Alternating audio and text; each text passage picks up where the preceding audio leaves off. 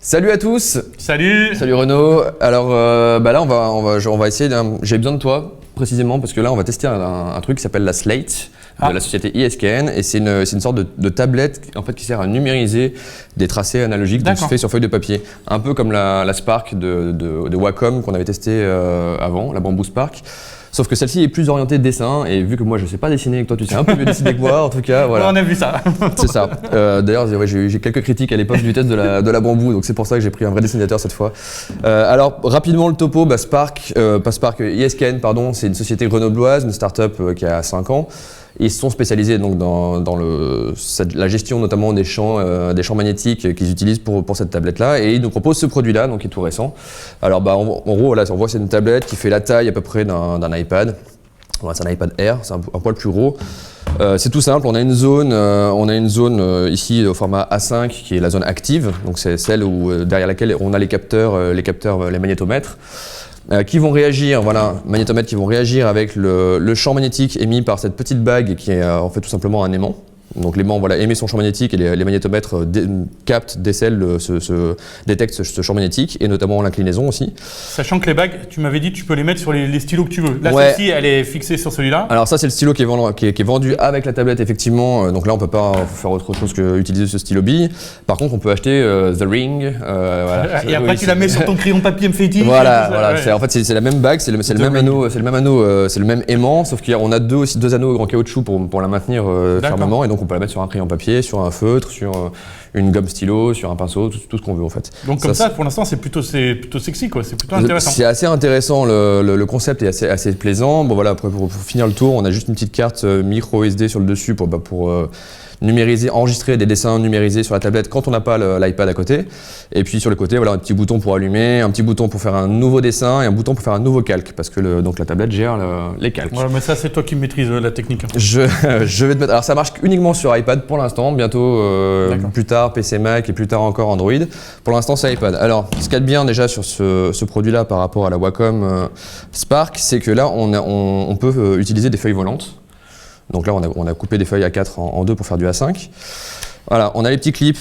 Bon, alors c'est un petit peu compliqué, c'est un peu pénible à mettre, mais... C'est pour ça que je le laisse faire. Voilà, mais une fois que c'est mis, après ça bouge plus, ça c'est très efficace. Oui, c'est vrai que la feuille, après, c'est ça qui est plutôt pratique. Sachant que le dessus de la surface est un peu agrippante, là, donc déjà même sans les grippes, ça colle déjà un petit peu.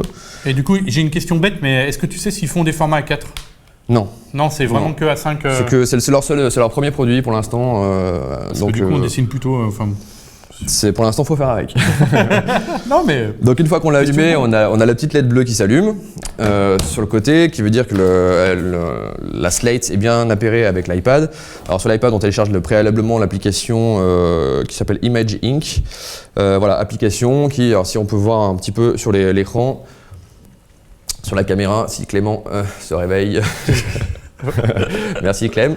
On a ici un petit bandeau. Alors voilà, on voit la détection déjà du stylo quand Renaud approche son stylo de la Slate. On voit apparaître le stylo qui se modélise avec l'inclinaison également qui est matérialisée. Sur le côté, on a un bandeau où on peut choisir son style de crayon. Donc, crayon. On peut régler la taille, l'opacité, la dureté, la sensibilité à la vitesse et le lissage.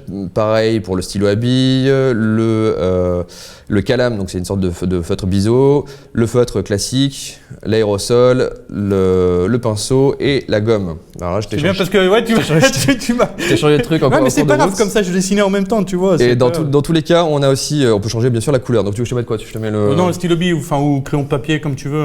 Allez, je te mets le stylo bille de base. Supprime ce que j'ai fait. Je vais effacer ça. Alors, on peut aussi utiliser son doigt pour aller directement sur la tablette pour gommer, par exemple. Ou après, on peut revenir en arrière avec les flèches de retour. Alors je te remets le stylo à billes.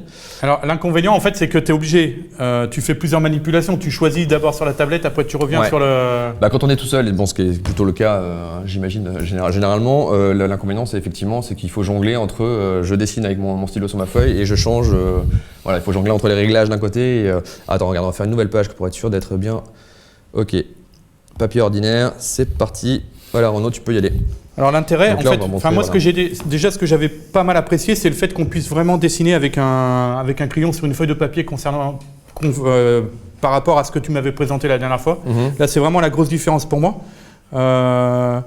ce qu'on avait vu, ce qu'on a vu tous les deux, l'inconvénient, c'est qu'il ne gère pas les pressions. C'est-à-dire que là, quel que soit le trait, la force avec laquelle je vais appuyer sur la feuille, il ne va pas… Alors ça, il n'y a pas de gestion effectivement à proprement parler de la pression, ça c'est effectivement exact. Il simule une espèce de rendu de pression en prenant en compte la vitesse de déplacement du trait.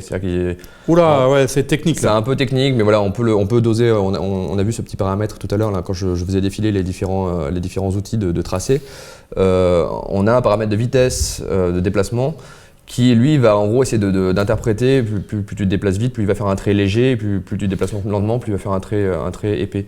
Mais bon, en tout cas, c'est pas une vraie gestion de la pression à proprement parler. Après, ce que j'ai aimé aussi, c'était le fait que tu puisses, par exemple là, j'ai fait mon premier, j'ai commencé à faire mon dessin, c'est qu'après on puisse le mettre en couleur, en fait, ces dessins-là, en créant un nouveau calque, et du coup tu peux faire tes tests. Ça, je trouve que c'est plutôt sympa de pouvoir faire ça, quoi. Alors ça, c'est un vrai plus, et notamment par rapport à la Bamboo Spark, c'est qu'effectivement, on a une gestion ici des calques. Donc on peut très bien décider de créer un nouveau calque là pour pas, un calque qui sera non destructif. Par exemple, si tu veux effectivement coloriser ton dessin, si tu fais ton truc sur un nouveau calque, et au moins si ça te plaît pas, tu t'effaces le calque après ou tu l'affiches ou pas. Après c'est vrai que moi j'ai l'habitude de jouer sur la pression du crayon et du coup ça fait bizarre de devoir… C'est ça, là on a effectivement qui doit être bien noir. La localisation, ouais ça va là. On a la localisation du crayon qui se fait plutôt bien, on le voit. On a l'inclinaison qui est prise en compte, notamment avec le calame. Je vois ça dans le retour. Tu vois le vois dans le retour, voilà, c'est ça, impeccable. Après, je sais pas, tu vois, après ce qui est bien, c'est que aussi, quand tu écris, l'intérêt aussi de l'outil, c'est ça, c'est de pouvoir prendre des notes. Et je trouve que ça fonctionne bien là-dessus. Donc après… avoir un iPad plus. Ouais, et il n'y a pas de. Alors, ça, c'est un petit inconvénient par rapport à la Spark pour le coup, c'est que la Spark a un outil de détection, de reconnaissance des caractères. Des caractères, d'accord. Voilà, donc quand on écrit à peu près avec une écriture assez normale, on va dire, on peut prendre des notes sur un texte assez long et récupérer ça sous forme de Word derrière ou PDF. Là, il n'y a pas ça ici. Mais après, ce qui peut être pas mal aussi, regarde, hop, je vais tricher un petit peu. Ouais. Pour voir, c'est que si tu veux le faire, tu veux faire le plan de chez toi, par exemple. Attends, faut peut-être créer un nouveau calque là si tu veux. Ouais, vas-y. Alors attends, nouveau calque, tu peux le faire depuis ici la tablette, hop. Je crois que c'est là. Nouveau calque, voilà. Donc hop, je refais mon petit trait. C'est que tu peux faire, on va dire, tu es un architecte, hein. Je suis un super architecte. Ouais, on va dire ça. Ouais. Hop, tu veux faire les plans de chez toi, tu vois, de la maison, tu peux prendre tes mesures vite fait, tu vois, pour dire là, hop. Ouais, tu te fais un petit plan rapido et tu ça peut être sympa, tiens, on va mettre les toilettes. Ça numérise, ça permet de ne pas paumer ton plan. Hop, tu vois, t'as vu comme je fais bien les toilettes. Mais non, mais on va mettre une porte là. C'est un studio donc. C'est un studio avec une fenêtre là, une chambre là. Attends, on va mettre. Mais par contre, comme c'est un studio de geek, il a une très grande télé, le gars. Là, tu vois. Et surtout, il a un très grand canapé. Tu vois, qui prend toute la place. Hop. Donc ça, effectivement, c'est pratique. Là, maintenant, une fois que le dessin est fait, on sauvegarde. Et voilà, le dessin est numérisé. On peut après exporter ici sous différents formats. Alors, il y a un truc qui est marrant dont on n'a pas encore parlé, c'est la vidéo, l'historique en vidéo. C'est-à-dire que maintenant, là, typiquement, si on veut revenir… C'est un gadget plutôt cool, quoi. C'est assez sympa, ouais. Si on veut revenir, on va essayer de revenir sur le calque où tu as fait le bonhomme, par exemple. L'autre, on va le cacher. Ah, mais du coup, il avait mis un deuxième calque. Okay. Voilà, et là, si on appuie sur le petit bouton play, attention, regardez bien, on revoit tout le dessin se faire progressivement, tout ce qu'a fait Renaud, en fait, qui est mémorisé. La tablette mémorise un historique du dessin. Et ça, c'est assez sympa. Ça, on peut le partager, on peut l'exporter en format MP4 pour le partager, par exemple, sur les réseaux sociaux.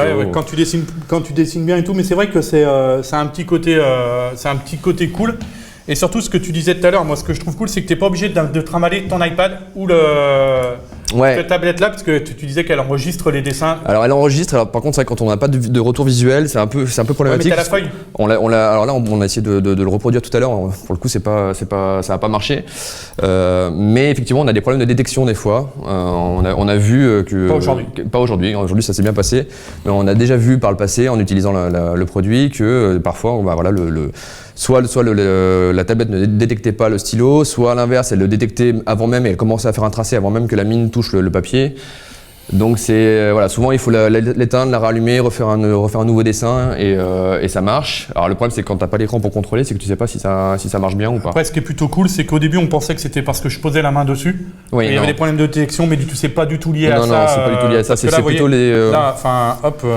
C'est plutôt les interférences. C'est plutôt les interférences. Si t'as des bagues, si t'as un iPad, si je mets l'iPad juste à côté, ça peut faire des interférences. Voilà. Le principe, le but c'est quand même de l'avoir à côté. Ouais, à côté, mais il donne 25 cm. Il faut idéalement être à 25 cm d'écart. Et donc on n'a pas montré la colorisation, mais bon, en gros c'est le même concept. Oui, voilà, après, on choisit l'outil qu'on veut, on choisit une couleur, etc. On joue sur l'opacité, voilà.